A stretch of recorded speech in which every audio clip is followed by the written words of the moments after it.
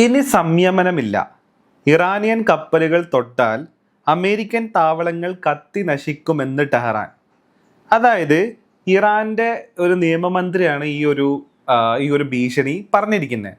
മാത്രമല്ല അതിൽ വേറൊരു കാര്യം കൂടെ പറയുന്നുണ്ട്. അവർ വീണ് കിടക്കുന്ന ചെളിക്കുണ്ടിൽ കൂടുതൽ ആഴത്തിൽ മുങ്ങാതിരിക്കുന്നതാണ് നല്ലത്.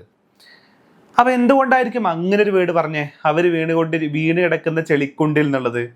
അതായത് രണ്ട് വിധത്തില് ഈ ഒരു അറ്റാക്ക് അല്ലെങ്കിൽ ഈ ഹോർമോസ് പ്രതിസന്ധി എന്ന് പറയുന്നത് അമേരിക്കക്ക് രണ്ട് വിധത്തില് പ്രശ്നമുള്ളൊരു കാര്യമാണ്.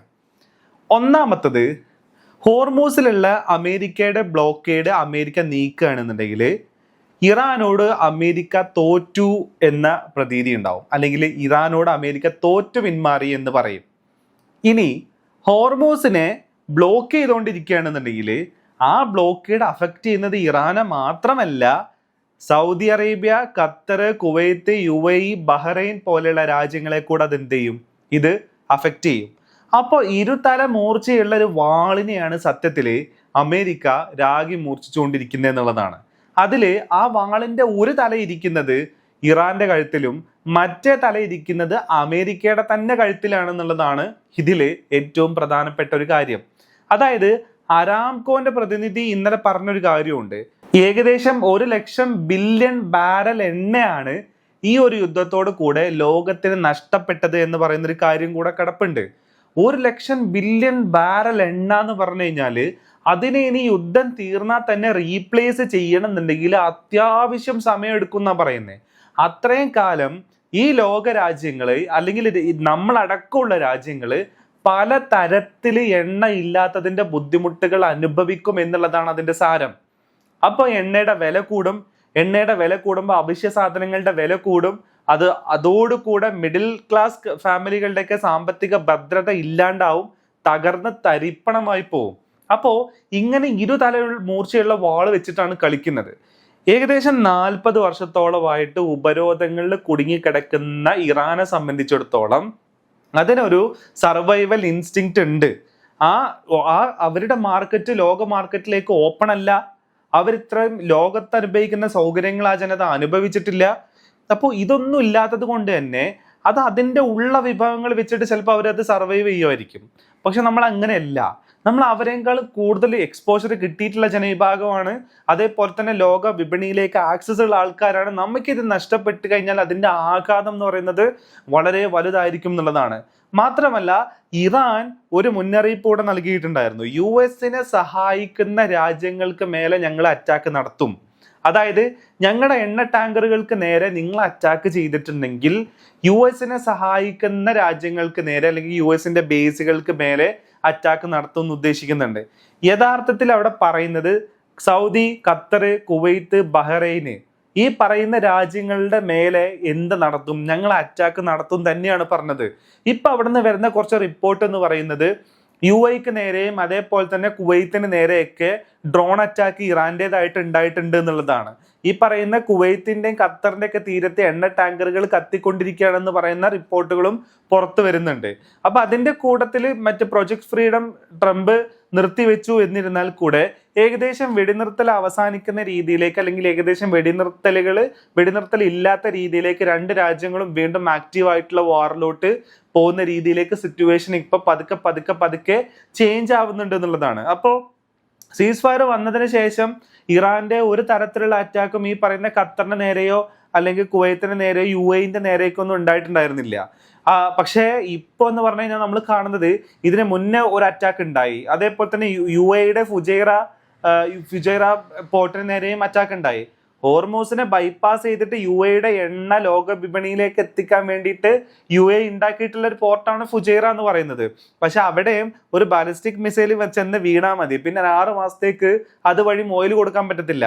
മാത്രമല്ല ഒപ്പക്കിന്ന് പുറത്തു പോകുന്ന സ്ഥിതിക്ക് അവരുടെ ഓയിൽ പ്രൊഡക്ഷൻ കൂട്ടാനും അതിലൂടെ മാക്സിമം വരുമാനം ഉണ്ടാക്കിയെടുക്കാനാണ് ശ്രമിക്കുന്നത്.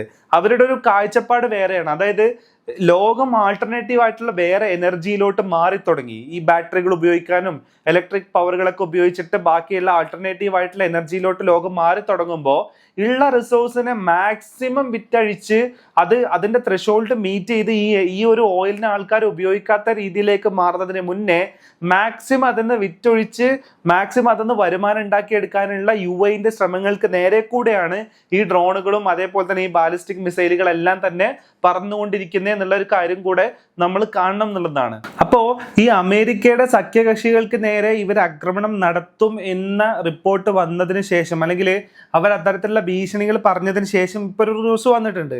ആ ന്യൂസ് എന്ന് പറയുന്നത് ഗൾഫ് രാജ്യങ്ങളിലേക്ക് ഇറാനിൽ നിന്നും ഡ്രോൺ ആക്രമണം. കുവൈത്ത്, ഖത്തർ, UAE എന്നിവിടങ്ങളിലേക്കാണ് ഇറാൻ ഡ്രോൺ ആക്രമണം നടത്തിയത്. ഇറാനിൽ നിന്ന് 2 ഡ്രോൺ ആക്രമണങ്ങളെ ശ്രമം ഉണ്ടായെന്ന് UAE അറിയിച്ചു. കുവൈത്തിലേക്ക് നിരവധി തവണ ഡ്രോൺ ആക്രമണ ശ്രമങ്ങൾ ഉണ്ടായി. ആക്രമണത്തിൽ ഖത്തർ തീരത്ത് ചരക്ക് കപ്പലിന് തീപിടിച്ചു. എന്നാൽ ആക്രമണത്തിൽ ആർക്കും പരിക്കില്ലെന്ന് ഖത്തർ, UAE, കുവൈത്ത് പ്രതിരോധ മന്ത്രാലയങ്ങൾ അറിയിച്ചു. അതിനിടെ അമേരിക്കയെ പിന്തുണക്കുന്ന രാജ്യങ്ങൾക്കെതിരെ ഇറാൻ വീണ്ടും ഭീഷണി മുഴക്കി. അപ്പൊ അമേരിക്കയെ പിന്തുണക്കുന്ന രാജ്യങ്ങൾ ഇവരെങ്ങനെ എന്താ പറയാ ഒന്ന് പൊതിഞ്ഞു വെച്ച് പറയുമെങ്കിലും ലിറ്ററലി അത് കുവൈത്ത്, ഖത്തർ, UAE പോലെയുള്ള രാജ്യങ്ങൾക്ക്, ബഹ്റൈൻ പോലെയുള്ള രാജ്യങ്ങൾക്ക് മേലെയാണ് യഥാർത്ഥത്തിൽ ഈ അറ്റാക്ക് ഉണ്ടാവുക എന്നുള്ള കാര്യം ഉറപ്പാണ്. അവരെ തന്നെയാണ് അവർ ഉദ്ദേശിക്കുന്നത്.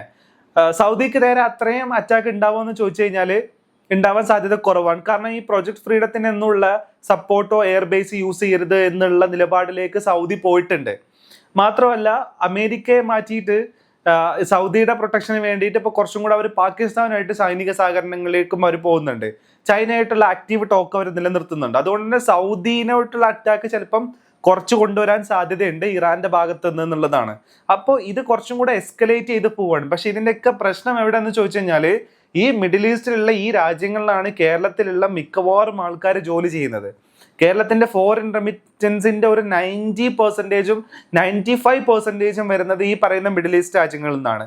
അത് നമ്മുടെ നാട്ടിലേക്ക് ആ റെമിറ്റൻസ് കുറഞ്ഞിട്ടുണ്ടെന്നുണ്ടെങ്കിൽ നമ്മൾ നാട് അകപ്പെടാൻ പോകുന്ന ഒരു പ്രതിസന്ധി ഉണ്ട്. ആ പ്രതിസന്ധി നമ്മൾ ആലോചിച്ച് നോക്കുകയാണെങ്കിൽ തന്നെ എത്രത്തോളം ആയിരിക്കും ആ പ്രതിസന്ധി എന്ന് ആലോചിച്ച് നോക്കണം. ഈ കുവൈത്ത് വാറിന്റെ സമയത്ത് ഇതേ പ്രതിസന്ധി നമ്മൾ ഒരു സമയത്ത് അനുഭവിച്ചിട്ടുള്ളതാണ്. പക്ഷേ അതിനേക്കാൾ ഉപരി ഇപ്പൊ ലോകം പല തരത്തിൽ കണക്റ്റഡ് ആയിട്ട് നിൽക്കുന്നതുകൊണ്ട് തന്നെ അതിന്റെ ഇമ്പാക്റ്റ് അന്നത്തെ കുവൈത്ത് വാർ പോലെയൊന്നും ആയിരിക്കത്തില്ല. വളരെ വലിയ ഇമ്പാക്റ്റ് ആണ് ഉണ്ടാക്കാൻ പോകുന്നത്. ഒരുപാട് ആൾക്കാർ ജോലി ഇല്ലാണ്ട് തൊഴിൽ നഷ്ടപ്പെട്ട് നാട്ടിലോട്ട് വരുന്ന സ്ഥിതിവിശേഷം കൂടെ ഉണ്ടാവും എന്നുള്ളൊരു കാര്യം കൂടെ ഇതിന്റെ കൂട്ടത്തിൽ നമ്മൾ കാണേണ്ടതാണ്. അപ്പോൾ ഇറാൻ വീണ്ടും ഭീഷണി മുഴക്കുകയാണ്. ഇറാനെതിരെയുള്ള എല്ലാ സാങ്ഷൻസും നിർത്തലാക്കി ഇറാന്റെ എണ്ണ ഹോർമൂസിലൂടെ നിർബാധം അവർക്ക് ഒഴുക്കി വിടാൻ പറ്റുന്ന രീതിയിലേക്ക് കാര്യങ്ങൾ മാറാതെ, ഇറാന് നഷ്ടപരിഹാരം കിട്ടാതെ ഒരു തരത്തിലും ഇറാൻ പിന്നോട്ട് പോകത്തില്ല. അമേരിക്ക തല കുടുങ്ങി നിൽക്കുകയാണ് സത്യത്തിൽ ഈ ഒരു ഹോർമൂസിൽ എന്നുള്ളതാണ് മനസ്സിലാക്കേണ്ടത്. തല മൂർച്ചയുള്ള വാള് വെച്ചിട്ടാണ് അമേരിക്ക ഇപ്പൊ കളിച്ചുകൊണ്ടിരിക്കുന്നത്. ആ വാളിന്റെ ഒരു മൂർച്ചയുള്ള തല എന്ന് പറയുന്നത് അമേരിക്കയുടെ കഴുത്ത് തന്നെയാണ് എന്നുള്ളതാണ് ഈ കാര്യങ്ങളെല്ലാം നമ്മൾ നോക്കുമ്പോൾ നമുക്ക് മനസ്സിലാവുന്നത് എന്നുള്ളതാണ്.